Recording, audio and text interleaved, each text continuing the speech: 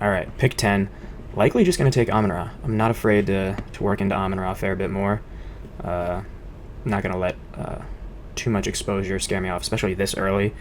I I know that I'll be drafting a fair bit until the season starts. I'm not going to think too hard about it. I like Amon-Ra, pick 10. More than happy to take him there.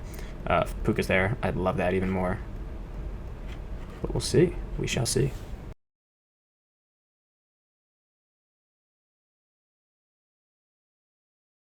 Okay, I was thinking about doing something fairly crazy if Amon-Ra wasn't there. We'll save that for another draft, though. Uh, could be crazy enough just to work, but for another day, another time for my brain to work into overdrive.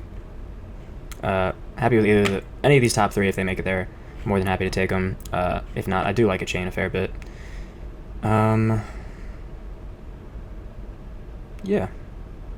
I'll be fine. And then could potentially link up into some running back matchups later, having Caleb Williams, or not Caleb Williams, I apologize, Caleb Johnson work into potentially both a chain and maybe like Montgomery later. This is a sprint. Forgot to mention that we are doing a sprint right now. So all 3 weeks of 15, 16, 17 will be important to consider, but especially this early, you don't have to angle too hard. But I think a chain is the good proper pick here. More than happy to take him. I like him a lot as a player, and gives us some two pit matchups to play into for both of our 2 top players. So easy team to maybe try and hit some ADP value on later.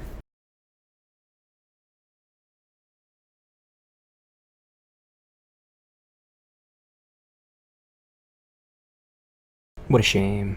T. Higgins would have been cool there. We'll be fine, though. I do like the idea of taking Kyron, which sets up with Detroit.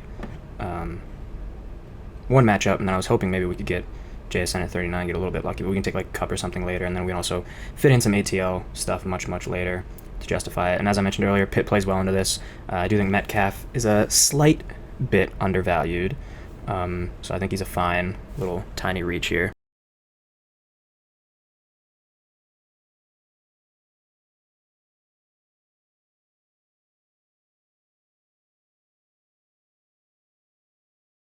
All right, sweet.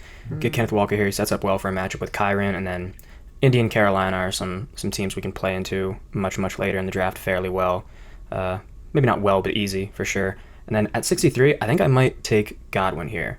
We already said we're going to work into Carolina. Atlanta, some of the late Atlanta stuff would also work in well given our exposure to Kyron. And then we already have Devon Chain for a little bit of Miami there. So I think it makes a fair bit of sense to pull the trigger on Godwin here, and we can hopefully find our way later. When Godwin does play, he is really good, but we will need some support at wide receiver to make sure that we can actually advance, given Godwin probably won't be 100% until around week 8, I would guess. So yeah, we'll be on the lookout for that later.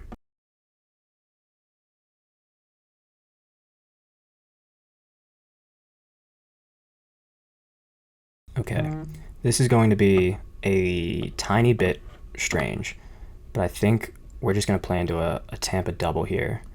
And we're just gonna have to get that ATL in Carolina later. Just play into a chain and have some other supplementary pieces in the lineup.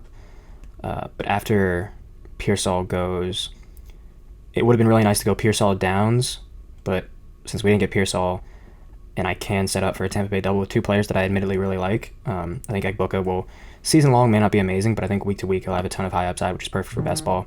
I think the next best option is to go this Tampa Bay double, especially in the sprint where I don't need heavy Miami stacking into this, and Atlanta and Carolina we can easily work into.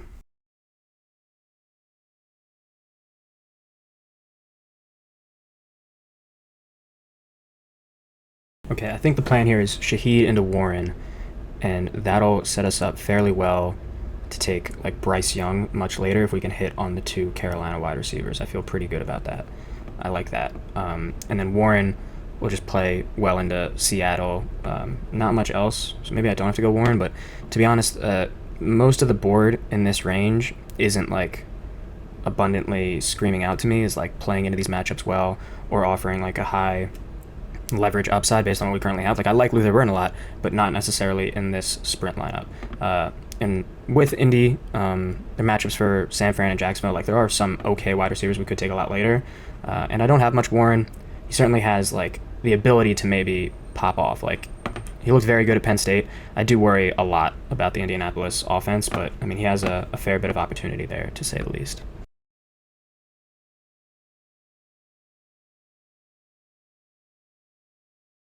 Okay, if Bashal Tootin is there, I think I will select him. If he's not, the plan more likely than not is to take Bryce Young and Kyle Pitts on very early reaches. So yeah, looks like that's going to be what we're going to do. I think I'm going to take Pitts first. I sincerely doubt that these guys are going to take Bryce Young in the 130s. I think there's a bigger chance that we see Pitts maybe go off the board, but likely neither of them will go off the board. So yeah, I'm still going to go Pitts. I think I'm fine with that. That seems more like, oh, this guy just really likes Kyle Pitts, rather than, oh, this guy is going full Carolina. But I think we're best served playing like this weird game where we need Young, we need both the Carolina receivers, and we need Kyle Pitts to really optimize our team game stack wise. So I'm not afraid to do some reaching in the 130s just to make sure that happens, and we set ourselves up for the best possible ability to get a really good late Carolina stack in the receiving game, which we've kind of backdoored into very well, getting Shaheed for week 15, a Tampa Bay double for 16, and then Kenneth Walker for 17. So I'm fairly happy about that. Hopefully we can get Leggett at the next pick and then do another small reach for Thielen.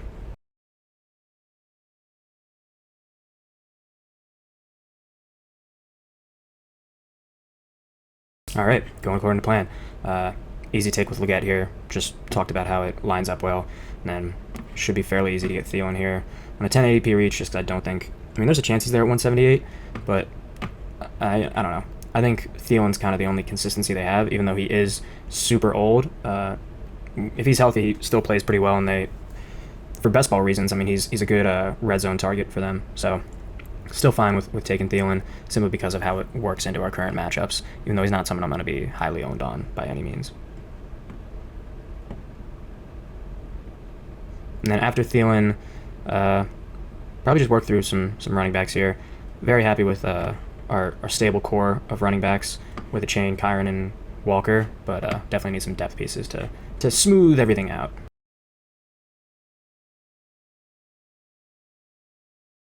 Happy to take. I'd prefer Braylon Allen to Will Shipley, simply because I do think Allen will have higher standalone value, but they're both just handcuffs. Also, in the event that Brees does get injured, I think Allen is much more likely to take on a more featured role than Shipley is, but I mean, we'll certainly see. And then likely just taking DJ Giddens here. Work a tiny bit more into Indy, and just another, I expect he is, the handcuff for the Colts if something should happen to Jonathan Taylor. And then in terms of running backs later, he might be there, but Justice Hill would be fine, and then we can take either an 8th wide receiver or a 3rd tight end, depending on who's on the board.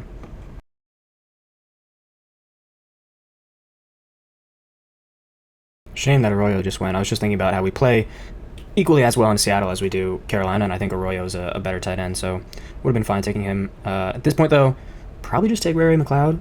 If Mooney's new injury happens to linger into the start of the season, well, I was going to say McLeod would have given us a little bit of fair play there. Justice Hill, he's not a ceiling running back pick, but he's a solid depth piece. Good amount of receiving work. We saw week 1 last year how he can pop off in a given game. I think we'll go Coker.